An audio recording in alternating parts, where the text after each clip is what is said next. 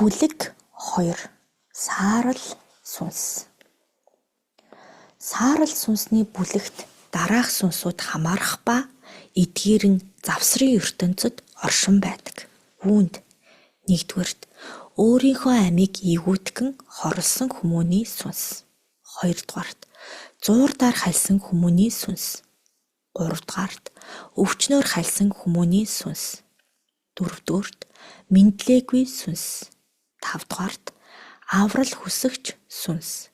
6-р буян дутсан буюу дээш гарч чадаагүй сүнс. 7-р шуналт хөтлөгдөн хорогдсон сүнс. 8-р олзлогдсон сүнс. 9-р дээд ертөнцөөс доош унсан сүнс зэрэг багтнаа. Завсрын ертөнцид гацан орхигдсон сүнс хэмээх нь ямар нэгэн учиг шалтгаанаар дээд тэнгэртээ мордож дөнгөөгүй, эрлэг тамийн өвгдөд дэнслүүлж амжаагүй, зуурдаар дайралгаар мордсон алив нэгэн зүйлд шунан хорогдож, шунал тачаалаасаа улбаалан нарт хорвоод хоцрон орхигдсон сүнсүүд юм.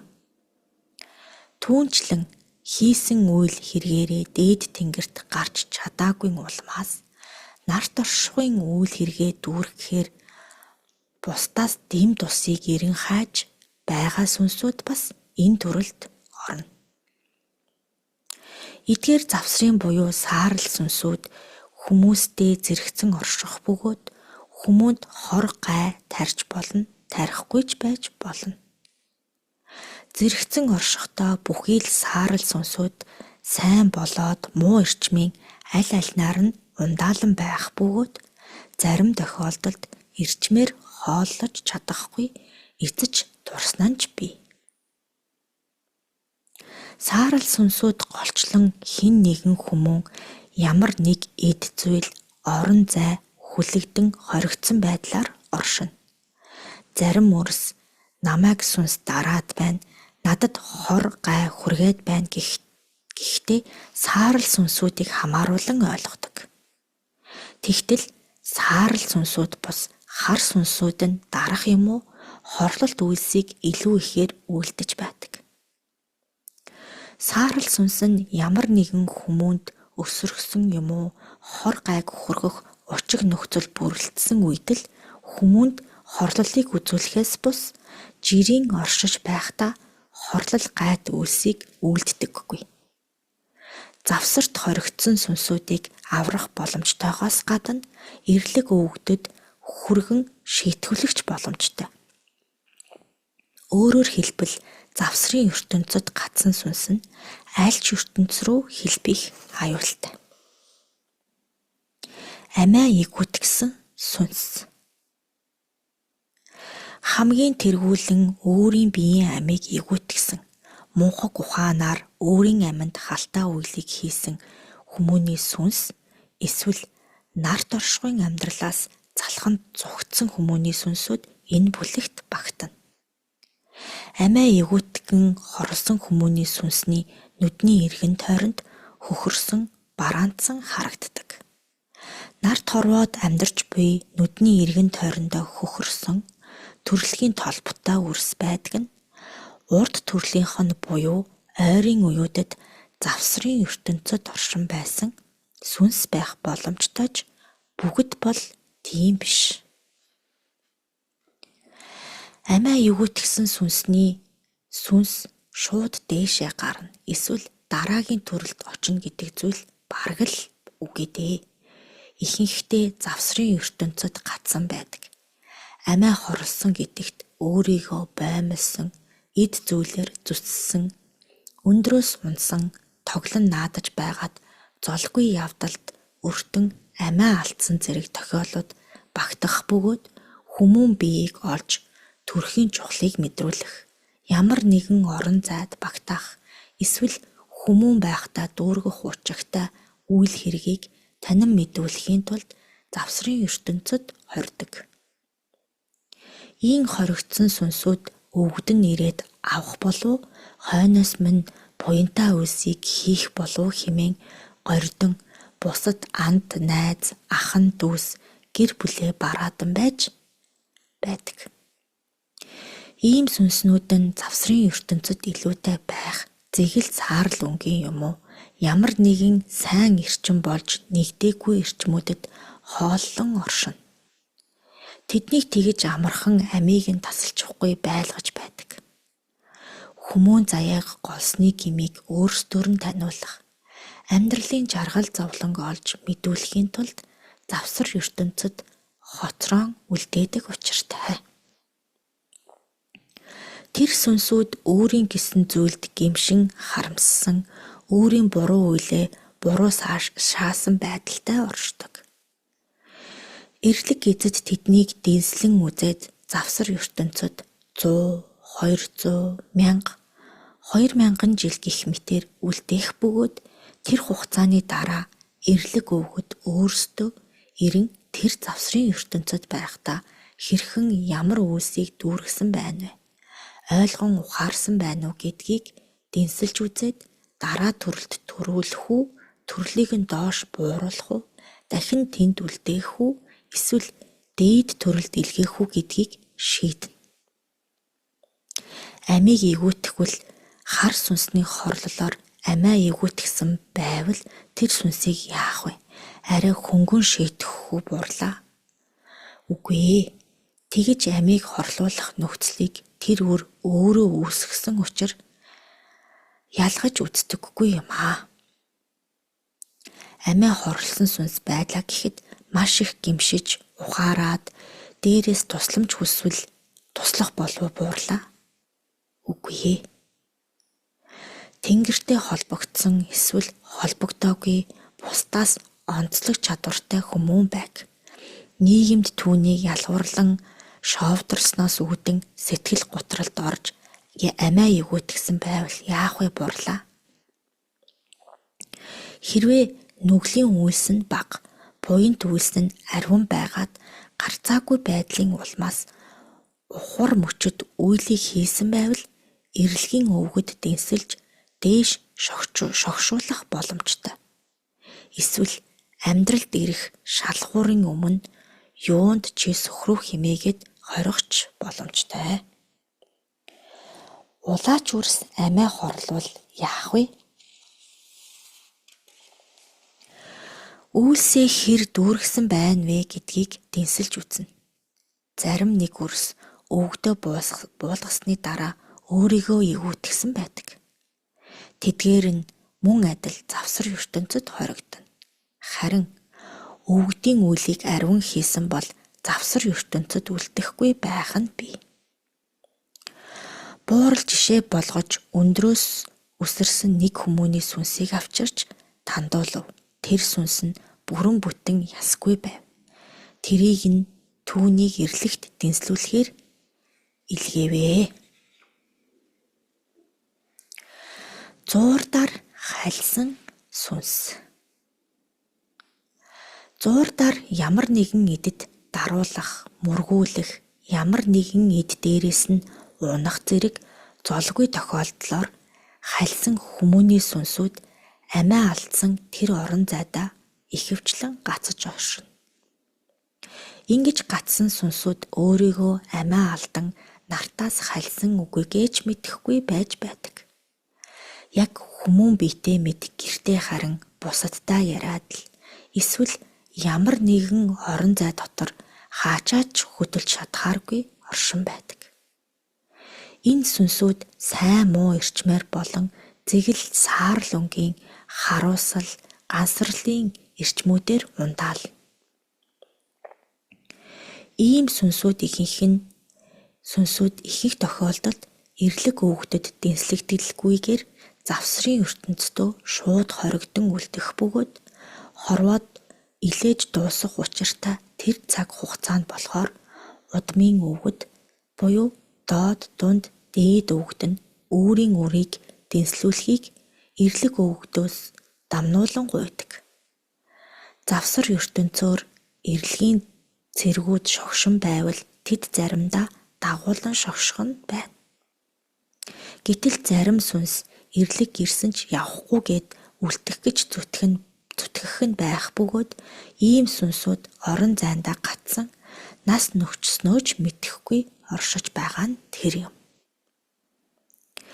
18 настайдаа золгүй тохиолдлоор шатнаас унаад амиа алдсан эрэгтэй хүүхдийн сүнс амьд буй ихчийнхээ нөмөр нөөлөгт багтах гээд эрчмээс нь хооллоод дагаж байдаг тохиолдолтой таарсан. Игч нь эрчмээ алдаж байгаа учраас тамирдаад л биеинтэй хүрн юм гараад байсан. Тийм зүйл байгаа бидтэй буурлаа. Байж болно. Эрэгтэй хүмүүний сүнс эмэгтэй хүмүүний эрчмээр хооллож байвал яах вэ буурлаа?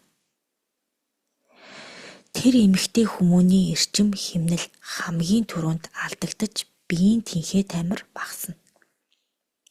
Улмаар хамт зэрэгцэн оршоод байвал тэр сүнсний эрчимд уусан шингэнэ. Дээрх тохиолдолд бол дүү шигээл болно. Тийм зүйлийг хүмүүст хэлэхээр ихэнхдээ ойлгохгүй, тийм байх боломжгүй гэж үгүйсгдэг. Хүмүүс ийм зүйлд үнэмшихгүй болохоор дахиад тийм юм үзгээ болчихсон. Ер нь ийм завсарт гацсан сүнсүүдтэй зууралдах хэрэгтэй юу үгүй юу буурлаа. Хэрвээ зуурдаар хальсан байвал туслах хэрэгтэй. Амиа өгөөтгсөн байвал димэдээ. Өвөө нь эхлээд дараа нь аав нь тэгээд өөрөө гих мэтэр удам дамжин амиа хорлсон байвал энэ нь ихэвчлэн удмын хараал бидтэй буурлаа. Тийм ээ. Оросын зүүн бэлгийн тулаан нэвтрүүлгийг үзэж байхад удамд нь 5 хүмүүн өөрсдийгөө дүүжлэн амиа хороосон явдал гарсан тухай өгүүлж байсан. Эхний амиа хорлогч нь дараагийн хүмүүний амийг, тэр нь дараагийн хүмүүний амийг авах гэх мэтэр дараалан авсан байгаа юм. Тэр ямар учиртай юм бол буурлаа. Тэр бол нэг нь нэгнийгээ дуудах үйл хэрэг. Завсрын ертөнцид хамгийн ихнийх нь гатсан байх зураа бусад хэдий эргэн тойрч хорлолоо үүсгэн дүүжлэгдэх, мисээр сээчүүлэх гэх мэтэр амиа хорлуулах нөхцөлийг нь бүрдүүлж байдаг. Хальсан хүмүүнд үрсийн сэтгэл хорогдох болон хальсан хүмүүн нь үлдсэн үрстэй маш ихээр сэтгэл хорогдсон байвал ийм хорлолыг үүсгэнэ. Завсрын ертөнцид бусдад хорлуулсан хүмүүний сүнс бас гацдаг. Тэр сүнс өөрийг нь хорлсон хүмүүнийг дагах бөгөөд үргэлжид амар тайван байлгахгүй хорт үйл хэрэгээ дүүргээд шогшиж байдаг. Энэ зөв үйл мөн үү буурлаа? Зөвөө. Хорлогчийг тэгж зовоог гээд эрлэг зориуд орхичихдаг байх нэ буурлаа? Тэглгүй яах вэ? Мөн дээрх нэвтрүүлэгт нэгэнтээ учир битүүлгээр амиа алдсан хүмүүний сүнстэй зүн бэлэгтнүүд холбогдсон буй тухай өгүүлсэн байдаг. Уг сүнс нь намайг тийм хүн тэгж алсан. Би өөрөө тэр алуурчныг нэг бол галзууруулна, нэг бол өөрийнх шиг байдлаар өхүүлнэ гэсэн хорсол заналтайгаар оршдог юм байна лээ. Тэглээгээд эрлэг яахчгүй юу буурлаа? Яахчгүй. Энэ бол нартад орших сүнсүүд хоорондын тэмцэлтэй. Тэр сүнс нь завсрын ертөнцид байхдаа өөрийг нь хорлсон хүмүүний амийг эвгүүтгүүлсэн байлаа гээ. Тэгээд эрлэгийн дэнсээр очихоор чи их муу юм хийжээ гэж хэлэхгүй юм уу? Өөрийг нь хороосон хүмүүнийг буцаагаад адилхан хорсон тохиолдолд зэм хүртээхгүй гэж үү? Хурлаа. Хүртээхгүй. Өөрийгөө эвгүүтгэх юм уу хар сүнсээс болж амиа алдсан нэгэн байг. Тэр сүнс би сайн үйл хийвэл эрлэгт саашаагдан аврагдана гэдгээ ойлгон мэдээд бусдад туслаад явдаг болжээ хэмээн тунгай. Тэгвэл тэр сүнс эрлэгт сайнаар дэнслэгдэн тийм ээ буурлаа? Тийм. Өмнө нь айлдсанчлан айлч ертөнц рүү хэлбэх боломжтой. Улаач нь амиа эвгүүтгсэн юм уу хар сүнсний хорлолд орсон байвал онгод нь улаачаа муу сургасан, муу залсан, буруу замд ороход нь хамгаалж чадаагүй гэдгээр дэнслэгдэхүү буурлаа. Дэнслэгдэлгүй яах вэ? Удам угсааны босоо хилцлэр дэнслэгдэнэ. Би эндээс үсрлээ шүү гэж дэргэд байгаа хүмүүнийг зөвхөн айлгах зорилготой үхий гэж төлөвлөөгүй үйлдэл хийж байгаад золгүйгээр амиа алдвал яах вэ буурлаа. Мөн адилаар амиа эвгүйтгсэн сүнсүүд дотор багтаж завсар зуурт гацна. Согтуу байхдаа амиа эвгүйтгсэн тохиолдолд их байдагт хар сүнсний хорлол байгаа юу буурлаа. Тийм ээ. Удмын хараалаас болж амиа хорлсон байвал дэнсээс хөнгөлөх үү? Үгүй ээ. Өвчнөөр хальсан сүнс. Өвчин зовлонгийн шаналлаар нарт хорвоогоос халин завсарт гацгаас гадна жамаараа бус өөрийн ямар нэгэн булчимгүй үлийн улмаас халдварт өвчин нэрвэгдэн халиад завсрын ертөнцөд үлдэх нь олон тохиолддог. Учиг юунд химээвэл ийхүү хальсан өрс тэр үед ийм үйл хэргийг тэгж дүүргэсэн бол гих харуулслын өрс ойр дотныхондоо хорогдох хорогдлын эсвэл би үр удамдаа тийм гайд үйл хэргийг тарилаа гих өөрийгөө буруутгасан байдлаас улбаалan завсарт үлдэх явдал үе олон бий. Мөн үхснийхаа хойно өөрийн өвчин зовлонгийн шалтгаанд эмч, домч нарыг буруутган тэднийг зүгтэх сүнсүүд бас байна. Сүнс юунд хорогдсон байна? Тэр үйлээ дүүртэл завсрын ертөнцөд үлдээд үүлэн дүүрэх аваас эрлэг твийн цэргүүд ирж дагуулan мордно. Жишээ нь нэг үрдээ нэг эдийг өгөхийг хүсээд хорогдсон байлаа гэхэд тэр үр нь тэр нэг эдийг нь авчихвал завсрын ертөнцөөс мордон эрлэгийн дэнсэнд очно. Тэгэхэр шалтгаан нь голчлон нэг хин нэгнийг буруутгах эсвэл үр хөвгтөө хамгаалахад оршино. Завсрын ертөнцөд үлдсэн сүнсэнд түүний хойноос үр хүүхэд хамаатнууд нь буян хийж байна гэд зул бариад хүмүүсийн гарыг зайлгаад ганданд ном уншуулад байдаг нь нөлөөлдөггүй. Нөлөөлөлгүй яах вэ? Хин нэг хүмүүн хорт хавдар эсвэл өөр хүнд өвчнөөр өвчлөө гээ. Бид нар хорвоод амьдарч байхдаа хар цагаан гэд олон төрлийн эрчим биедээ хурааж байгаа шүү дээ.